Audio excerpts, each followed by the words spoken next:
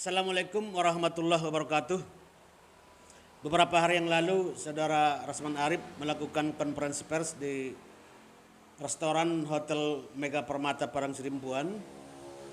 Dalam konferensi pers tersebut, Saudara Rasman beberapa kali menyebut nama saya, bahkan membanding-bandingkan saya dengan beliau ya sebagai pengacara dari Jakarta, saya di daerah sebagai Ketua Pradita Baksel yang katanya juga dia sebagai Vice President dari DPPKI. Jadi dalam hal ini saya akan memberikan klarifikasi atau jawaban terhadap konferensi pers Saudara Rasman tersebut.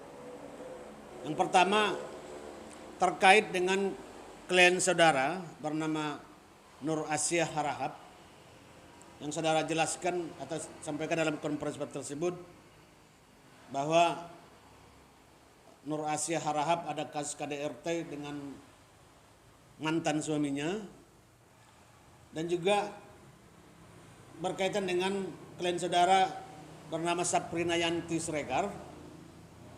Seterusnya juga saudara membahas tentang komentar saya terkait dengan gugatan saudara atas nama Bupati Palas Nonaktif TSO di PT UN Medan.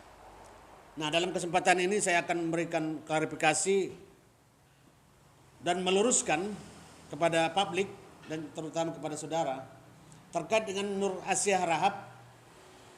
Saudara Rasman biar tahu bahwa hingga saat ini Nur Asia Harahap itu masih klien kami, masih klien saya.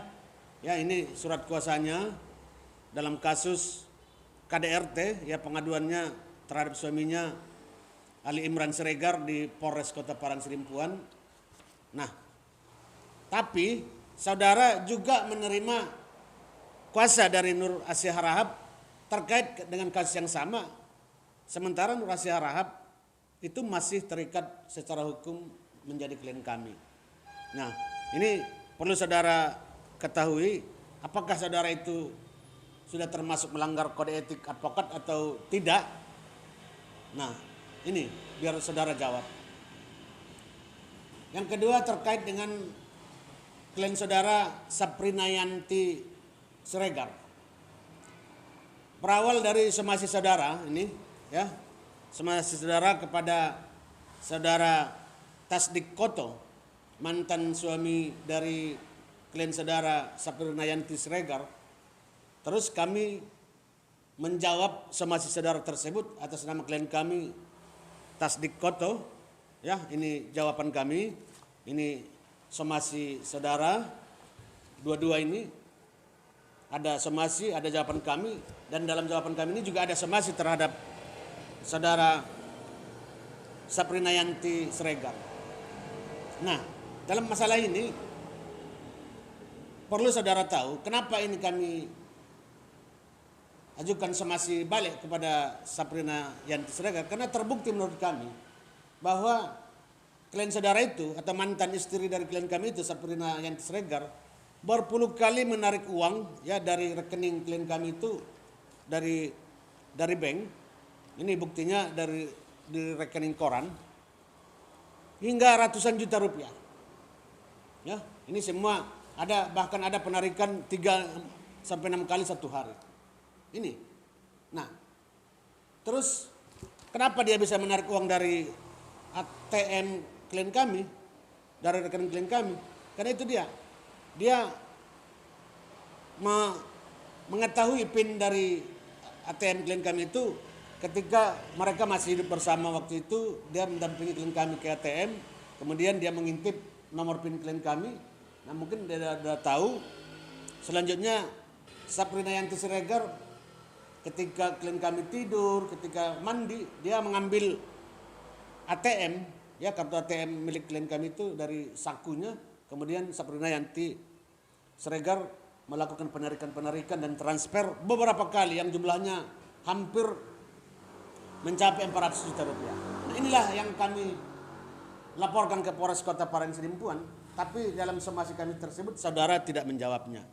Nah, terkait dengan rumah yang saudara sebutkan dalam somasi saudara ini persoalan rumah sudah selesai.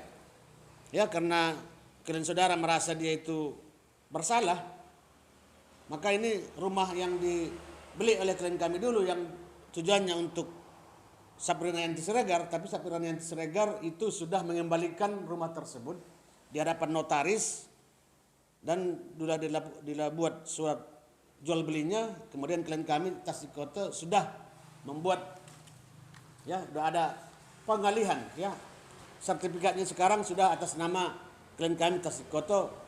Nah, secara hukum nggak ada lagi, ya. Ini biar tahu saudara Rasman ini. Ini ada di sini akta jual beli dari Saprina Yanti Siregar, sehingga ini ada BBN, ya, peralihan balik nama sertifikat dari Saprina Yanti Siregar kepada Tasdikoto. Nah, ini sudah selesai. Nah, kalau misalnya persoalan penipuan yang saudara bilang itu nggak ada dan menurut klien saudara juga itu tidak benar, ya silakan kita menempuh, ya, melaksanakan jalur hukum masing-masing. Jika saudara ingin melanjutkan ini ke Polda, silakan buat pengaduan di Polda, kami siap menghadapi itu, ya. Seterusnya saudara menyampaikan kemarin itu terkait dengan komentar saya di media masalah gugatan saudara, ya, atas nama Bupati Palas TSO di PT UN Medan. Ini tegas saya sampaikan bahwa menurut pasal, ya, 55 Undang-Undang Nomor 5 Tahun 86 tentang PT UN, limitatif mengajukan gugatan itu adalah 90 hari sejak diterbitkannya surat keputusan pejabat tata usaha negara. Oke, kita anggap surat gubernur tersebut yang keluar tanggal 24 November 2021, ya, hanya surat biasa. Oke, kita anggap surat keputusan. Tapi gugatan diajukan pada tanggal 25 Mei 2022 di PT UN Medan. Itu sudah melebihi 90 hari dari tenggang waktu yang ditetapkan oleh pasal 55 Undang-Undang Nomor 5 Tahun 86 tentang PT UN. Dan menurut kami juga objek gugatannya itu hanya surat biasa, bukan objek gugatan di PT UN. Kalau soal saudara bilang itu buktinya sudah sidang, ya memang harus disidangkan karena benar gubernur itu adalah bisa diajukan sebagai tergugat di PT UN karena pejabat tata usaha negara. Tapi tentang objeknya nanti setelah pemeriksaan di pengadilan tata usaha negara, apakah berdasar gugatan tersebut atau tidak, itu nanti setelah selesai pemeriksaan, termasuk pemeriksaan tentang tenggang waktu pengajuan gugatan tersebut.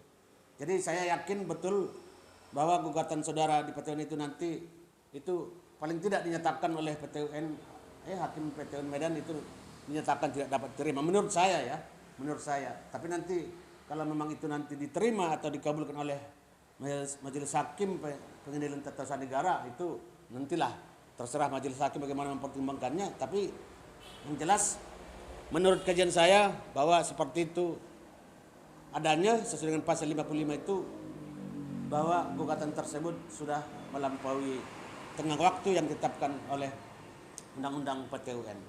Ini yang bisa saya klarifikasi. Mudah-mudahan saudara Rasman bisa memahami ini.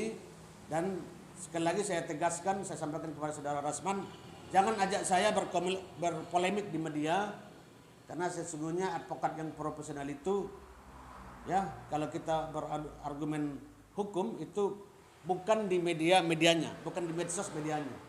Ada forumnya di pengadilan atau di mana, ayo kita berdiskusi, ya, secara gentleman, ya, saya siap untuk itu biar kita bisa sama-sama memahami apa yang sedang terjadi saat ini.